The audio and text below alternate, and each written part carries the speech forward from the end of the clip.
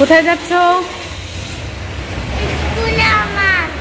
আজকে তোমার স্কুলে কি অ্যাডমিশন? পারবে? পারো তুমি?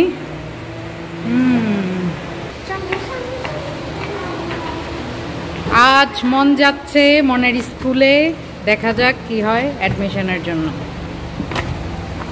আসো, মাস্কটা খুলে বসবে। আসসালামু আলাইকুম রহমতুল্লাহ, ওয়েলকাম টু মাই চ্যানেল।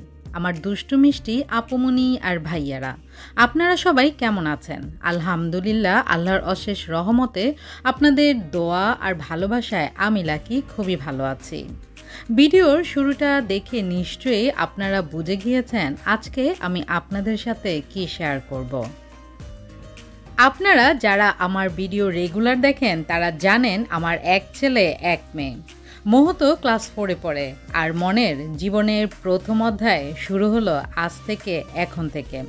এটা হচ্ছে খাজানশিবাড়ি স্কুল।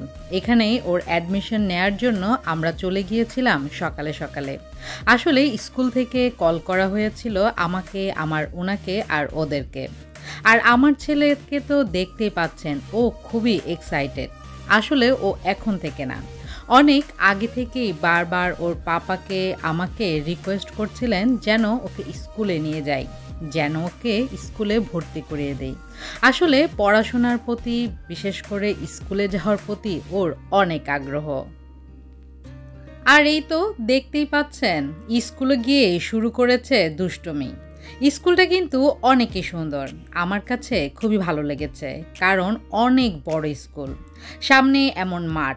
এখনকার স্কুলগুলোতে তেমন একটা মাঠ দেখা যায় না, তবে এত সুন্দর মাঠ দেখে আমার ছেলে কিন্তু অনেক খুশি হয়েছে। দেখতেই পাচ্ছেন, এক বিল্ডিং থেকে আরেক বিল্ডিংয়ে, আরেক বিল্ডিং থেকে আরেক বিল্ডিংয়ে দৌড়াদৌড়ি করছে আর দেখছে আর খুঁজে বেড়াচ্ছে ওর ক্লাসরুমটি কোথায়।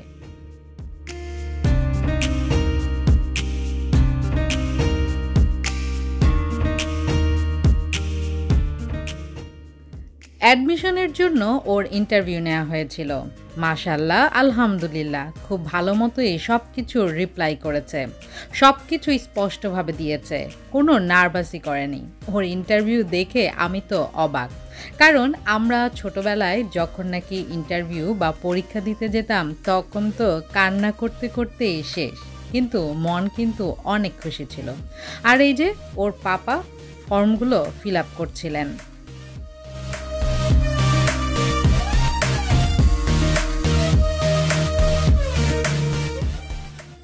বর্তমানের শিক্ষা পদ্ধতি আর আগের শিক্ষা পদ্ধতির সাথে কিন্তু অনেকই অমিল, অনেকটাই পার্থক্য।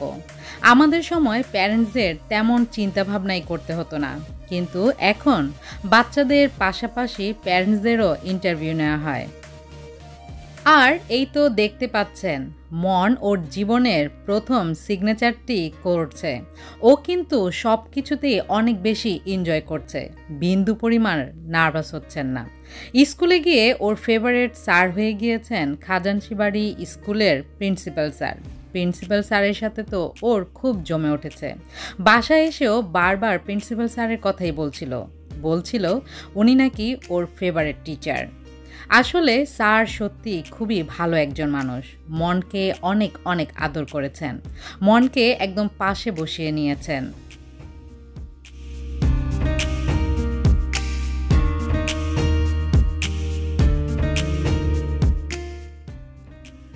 জীবনের চলার পথের প্রথম অধ্যায়টা মন শুরুই করে দিল। আমি মা হিসাবে আমার সব সময় চাওয়া ছিল আমি আমার সন্তানদের ধর্মীয় শিক্ষা, সামাজিক শিক্ষা, নৈতিক শিক্ষা, সব শিক্ষাই শিক্ষিত করব। সবাই দোয়া করবেন আমি যেন ওদেরকে মানুষের মতো করে মানুষ করে গড়ে তুলতে পারি। বড় হয়ে ওরাই নির্ধারণ করবে ওরা জীবনে কি হতে চায়, তবে আমি তো চেষ্টা করব সব শিক্ষায় শিক্ষিত করতে, মানুষের মতো মানুষ করতে। সন্তান আল্লাহর দেয়া শ্রেষ্ঠ নেয়ামত, দুনিয়া ও আখিরাতের সম্বল। আমরা মারা যাওয়ার পরও আমাদের সন্তানরা যদি 2 হাত তুলে আমাদের জন্য দোয়া করে, সেটা কিন্তু সরাসরি আমাদের পর্যন্ত চলে যাবে।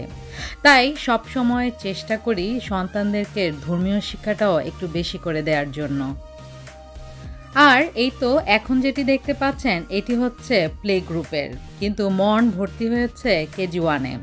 এই ক্লাসরুমগুলো দেখে এবং এই করিডোরটি দেখে মন তো মহা খুশি। ওরা ঘুরতে ঘুরতে একদম ভিতরে চলে গিয়েছিলেন।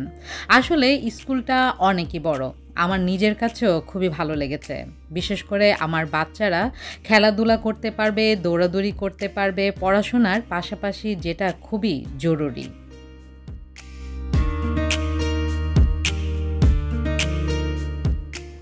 মহামারীর এই সময় অনলাইন স্টাডিটাই বেশি। তবে মন থেকে সবাই মিলে দোয়া করব আর আল্লাহর কাছে মাগফিরাত কামনা করব, যেন আল্লাহ তাআলা আমাদেরকে ক্ষমা করে এই পরিস্থিতি থেকে মুক্তি দান করেন।